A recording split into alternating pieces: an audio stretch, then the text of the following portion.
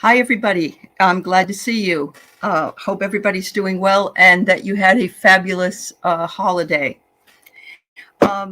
So this morning, I just wanted to bring to your attention a fascinating documentary that is going to have other components to it as it moves along through the month of July on Netflix. I always look to Netflix first before I look anywhere else. And you don't always find documentaries there, especially on history or archaeology or anything like that. But that stuff really fascinates me. I've always had a fascination for the Greek culture, way back in the day. I've also had a very big fascination with the Egyptian culture and believe that my mother was a high priestess in an Egyptian culture and that I lived there at some point and was part and parcel of that. I was checking movies the other night and I saw this particular video was up and called my husband to come on in and watch it with me. And we weren't disappointed in any way. Let me start by prefacing that prior to 1994, when I went for my first master's degree, which was actually in liberal arts, so that included cultures, histories, philosophies, literatures, all kinds of things. And I love all that because I can't just have one iron in the fire. I have to have like 10. And I like to see how they all come together in one place. And of course, it's very fascinating for the humanities or the liberal arts field in order to make those connections, in order to learn more about the past and also how that past may affect our future or how we have found it to learn more about where we are and why we are at this point in life. So one of the first classes I took was World Civilizations, and it was from, say, the beginning of time until, I don't know, let's say about the Renaissance, the medieval times, let's say medieval times, which is a heck of a lot to cover. But if you were anything like me, when I went to high school, there was a big focus on American history, American, to the detriment of all the other cultures.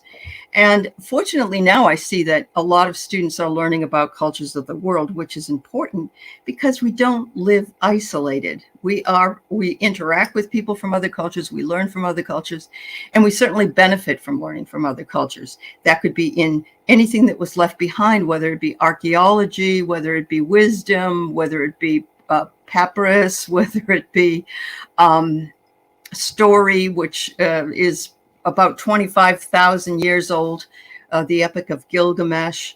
And, it goes on and on and on. And each time I find another connecting piece of wisdom, I like to germinate on it for a while, talk about it for a while, and bring it to the forefront because I really do believe that it's something that's fascinating and can give us a lot of insight into who we are as people in general, as Homo sapiens.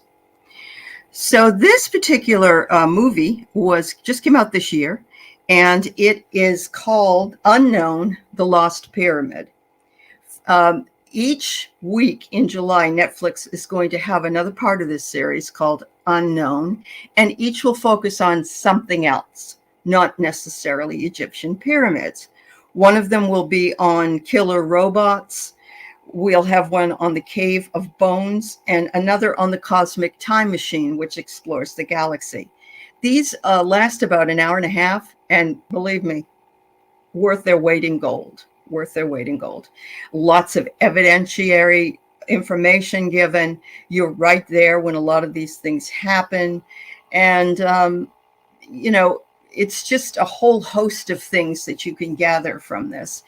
And the idea that finding something that's over 4,300 years old underneath the ground and discerning how the people lived at the time, how they dressed, how they ate, and all of that can be determined by DNA and other kinds of testing that they do. And what is most fascinating is the length they go to make sure nothing is compromised on any of the artifacts that they find. So there are two gentlemen who are in this documentary. One's name is Dr. Zahi Hawass.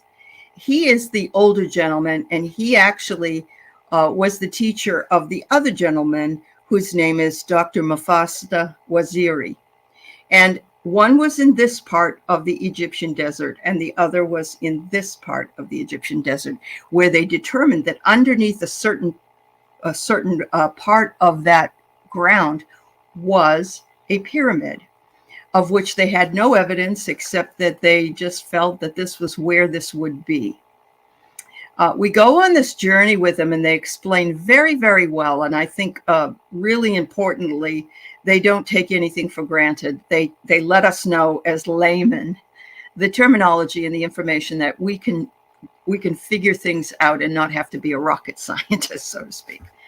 So Dr. Waziri was a student of Dr. Hawa, and actually Dr. Hawass. And Dr. Hawass also had an intern, and she was a dissertation research fellow from Johns Hopkins University here in the United States, working with him, one of the best of the best over there in Egypt. One of the first things he tells us is that most of the discoveries, such as in 1925 when King Tut's tomb was found, were found by people that weren't Egyptian, that they were found by foreigners. And although they're whatever it is that they have found, and their legacy is set pretty much in stone, it would be nice to be able to find your own information in your own country. And both of these men are successful in doing so. And the people that work for them are so careful about everything that they do, including going down by basket into the ground and chipping away at different places so that they can find entrances that may have been sealed off on some of these tombs, and then breaking through the tombs, checking to see whether or not they've been compromised. Somebody else has been in there and already raided it, or if they have never been found. In this case, we have two places in Egypt where no one has ever found these particular resting places. The dynasty that he's going back before is called the dynasty of I think it's Huni, and there is a pyramid of Huni, and that's what he is trying to find, Dr. Hawass. And the things that they find, the sculptures that are in perfect condition, except they have to be prepared by the researchers because they are so old. I can't even imagine. I'm thinking as they're holding it, I don't think I could hold that. I'd be afraid I'd break it. And it's like, way 2,300 years before, the birth of Christ, or 4,300 years before the birth of Christ, rather. The intricacy of some of the articles that they have found, some jewelry they have found, some statuary they have found, and also some crypts that they have been able to get into that show that the mummification of these particular entities has not been able to be satisfied. In other words, there's too much, it was at its low point. It was back so far, they had not done the mummification in the best way that they could. So the fact that they find two things that really illustrate all their hard work is amazing to me, especially the part where they find AHMOSE, Amus, and what they found in that particular crypt. So Waziri, I guess whoever finds papyrus or whoever finds anything that is salvageable, that can be saved after a period of time, is able to name it after them. So Waziri has a papyrus named after him that's in the Cairo Museum in Egypt right now. And it is 13 chapters of the Egyptian Book of the Dead, with all these beautiful hieroglyphs and pictures and everything. And that usually gets buried with the deceased. They find one. They find one that's well over 4,300 years old. They are able to take it out. They are able to eventually open it, and they will eventually bring out what they want to do in order to decipher it. There have been other papyruses that have been found in later times. This is the oldest that they have found thus far. And you can see the complete difficulty of trying to work in an environment that is either hot, dusty, or perhaps sealed up, and perhaps by bacteria floating around because it's been sealed for so long. And he mentions at the very beginning, there are 3 months that there's absolutely no way they can work there. And it isn't because of the heat as much as it's because of the wind. You can't, it said the wind is so much that you can't even close your mouth. And so the fact that they work through one of the hottest times, and they continue working and up to 9 months. And then of course they have to seal it and walk away until the next year comes, which they fully intend to do because they're looking specifically for this pyramid of Huni. And Huni is considered to be one of the earliest dynasties and pharaohs of the time. So there's a lot of information you can find online if you're interested. And I want to make sure that you know that Dr. Hawass is Hawass. Dr. Waziri is Waziri. And Hawass is an Egyptian archaeologist who is sad about the fact that every discovery was made by foreigners, as I said. So he wanted to change that. He says he wasn't even interested in archaeology because the point of archaeology was just the finding of something and then saying, look what I found, and then moving on. Now, he says, the focus of archaeology becomes more historical. We want to understand how the culture lived. We want to understand what they did, how they lived, and what kind of things they left behind, what kind of things they believed in. I just absolutely can't speak enough about how wonderful I thought this documentary was. And then when I went on, I saw that there was another one that had been done in 2020 called Inside the Saqqara Tomb, Saqqara, which is in Egypt.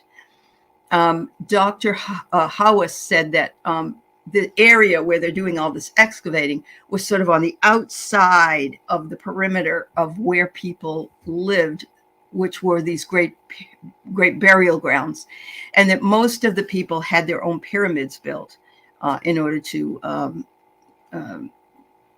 not deify, but to show their empire and how good it was, and so on and so forth. So sometimes I think we're brought to these things because we have this burning desire to remember our past lives. For me anyway, I know that there isn't enough time in the day for me to either watch or read about these societies in historical context or the writings of those societies. And I fully believe that I probably spent a lot of lifetimes gathering up all this information and learning all of it. And now I'm just relearning it. But what I love about it is the fact that we have this technology that we can bring people right to the scene of it, right to where he's first looking at something for the very first time. And we can see how he feels about what it is that he sees. And just the culmination of all the years of research and training and education that he went through and that he turned over onto his students is a legacy that he's happy that he's finally going to be able to be remembered for. I don't think that it's from an egotistical point of view. I think he just wants to show the world that Egypt has some really good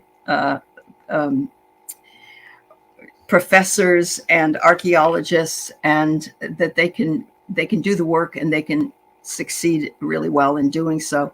I have the belief that there are many, many more of these underneath, and one of them that was over by where Dr. Waziri found his information had tons and tons of sarcophagi and even wooden caskets. And on the front of the wooden casket, which was so wonderful because they were made out of, some of them were made out of wood, the others weren't. They were like mud and clay, really heavy rock.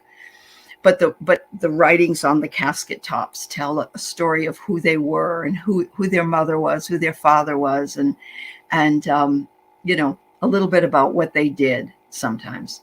So if you're interested, of course, make sure you check into the Netflix series called Unknown. The Lost Pyramid was the first in a series of 4. And the others will come out on Mondays, not on the same topic, but things that they didn't know before that they were able to discern now from new technology and new archaeological work. And if you're interested in Inside the Saqqara Tomb, that was done in 2020. If you want to watch that one first and watch this one second, or just watch one, or not watch any, but at least know a little bit about what's going on over there. In the news, we see so many things that get left in the dark because we have other things that command our time, or that the media believes should command our time. And so we miss all of these things. And so I think it's important to take the time to address it and to bring it to the forefront. And so it is my pleasure to be able to do that for you. Anyway, if you're not interested, it's all right. I'm not trying to convert anybody. Thanks so much. Have a great day.